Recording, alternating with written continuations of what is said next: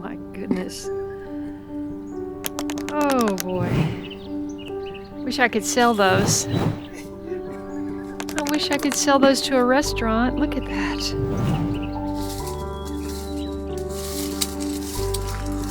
Oh my. That tool really helps. It's a good tool. I like it. Yeah. To remove the dirt Yeah. and the plant. That is easy. Right. We can produce a lot. I thought maybe this was the last hurrah, but there are a lot on the tree still. This little tree in the middle was the one that had the most flowers, and I thought they couldn't possibly all turn into fruit. And Renee says that the reason it looks a little empty in there is because all the energy is going into the fruit, so it'll start putting leaves back on once the fruiting phase is done. Oh, and here is my Mexican pink guava, but that's going to have a lot of fruit too for the first time. There's 3.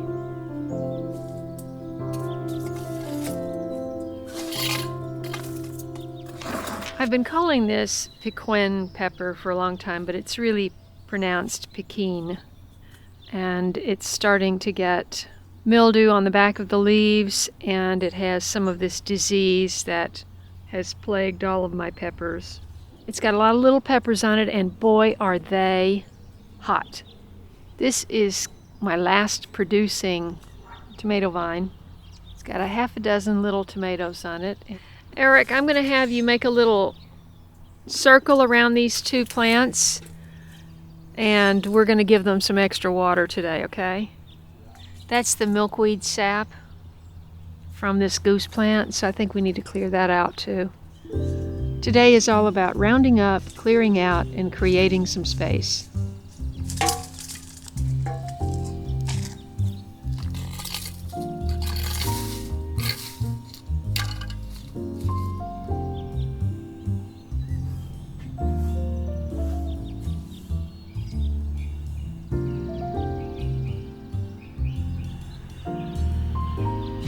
Just an update on the comfrey that we are kind of cooking down to make into concentrated compost tea.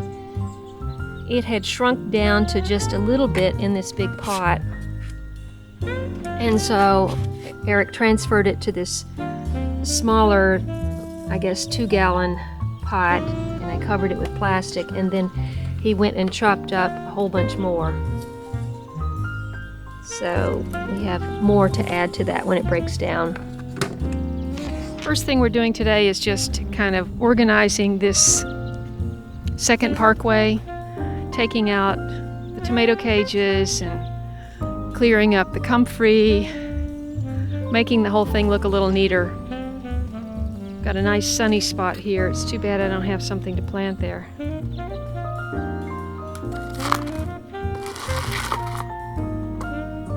This is October 11th harvest. I have pulled out more of the Sweet Annie. Some of this is drier than the rest, but it smells incredible. And I will be continuing to dry these flowers and make my balm. Today we're taking off the original 5 pieces. We took off, what, 1 or 2 before? And now we're taking off the other 5. These were the original set, so that the new set has room. Okay?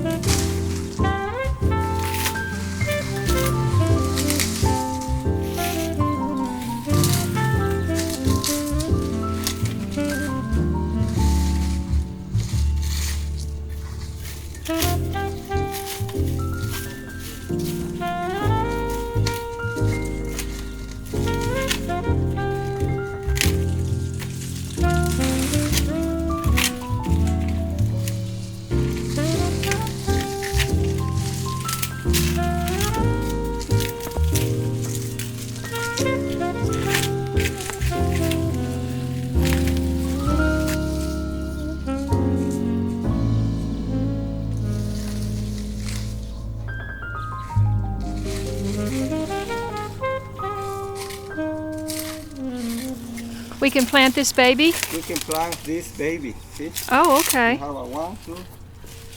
Cut it and. Oh, there's more? 2. Here. See the little baby? Oh, I see. We can plant it, cut it here and here, put it in the ground. Okay. See? You can enjoy this part. If we can figure out where to plant it in the ground. Okay.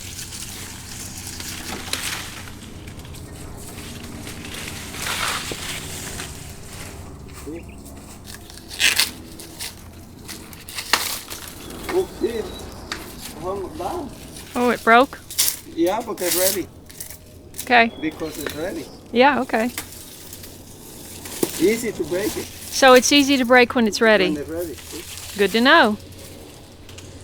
This is ready to plant because this is the mother. Okay. Ready to put it in the ground. Okay, you're going to leave that whole section. Oak section. Because that's going to put roots. In the root. Okay. Wow. Great. Okay. Thanks. So Eric says it takes hours to prepare these for using. So we're not doing that today. He's got to fix a gate and we've got other projects. So he's going to put it in the garage in a cool place out of the sun and it'll be fine. For more than 1 month. Okay. All right. And he's got this all cleaned up. That looks beautiful. Oh, we can see the red. I love it.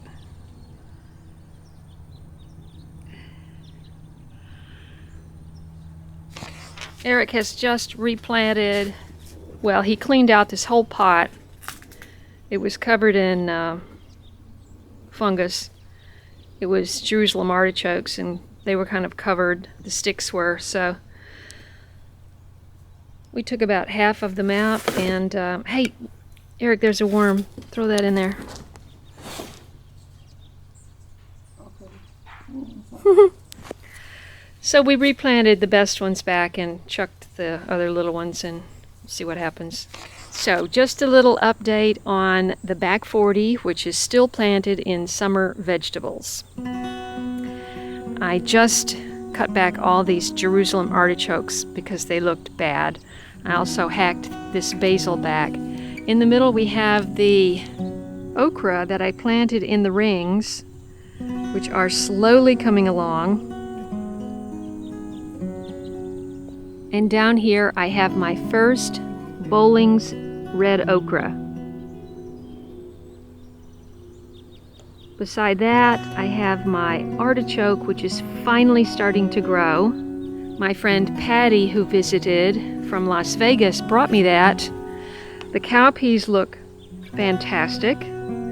These are rattlesnake pole beans. I don't remember what else I planted. This could be Blue Lake. I've got more rattlesnake here. Beautiful beans here. Look, those are ready to harvest. This is the cucumber that Jack Davis sent me. Looks like I am going to have at least one cucumber this year after all. And there's another one over here. So very exciting. And more cowpeas, which look fabulous. Definitely my favorite bean legume to grow. It's just so vigorous. I've got 2 nice sized corn and a half a dozen more that I planted from seeds from Angie in Kentucky. This is the celery I grew from just the stump. I have 3 of those. I've cut some of it and juiced it. That one's kind of small and it's been eaten on by bugs. But at least I've got one good one there. This melon is actually growing. And I've got flowers over here. This is very exciting. The orange tie has quite a number of peppers. 2 fig trees are pretty much done. The brown turkey fig has probably half a dozen, not yet ripe. Here's Eric. You gonna go work on the gate? Yeah, if you want. Yeah. Let's get it done. Okay, I'm gonna go this way since my shoes are wet. Okay, we're walking through this way to see Eric's next project. When the termite man was here last week, we discovered that this gate is falling apart. Uh-oh. Can't even open it. Yeah. As you can see, the termites have done quite a bit of damage here. And so Eric is going to rebuild that. We need to cut it with the Zozo here. Okay. Here. Okay. And then to replace the new one. Okay, good. I want to put a clamp. Just an update on the greenstock garden, vertical container garden. I've been eating off of the arugula at the top, but all of this kale has just been decimated by bugs. I mean, look at this.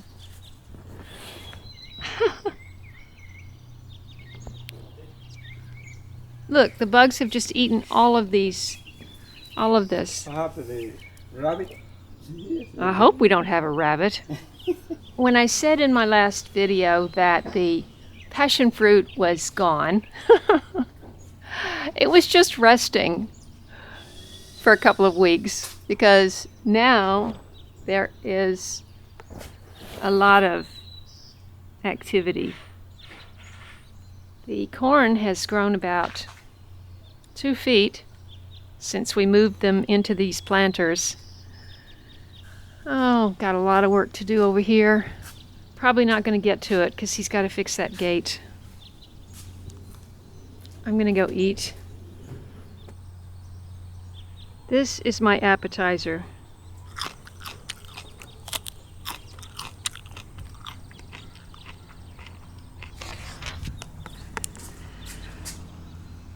Okay. He decided not to put an extra piece here. Once he put this piece on, he felt like he could patch it well with the Bondo. It opens nicely. Yep, this will do for a year or two. I just had him tie up all of those dangling passion fruit vines. What you're looking at right there is my oldest pineapple guava tree that is heavy laden with passion fruit vines and its own fruit.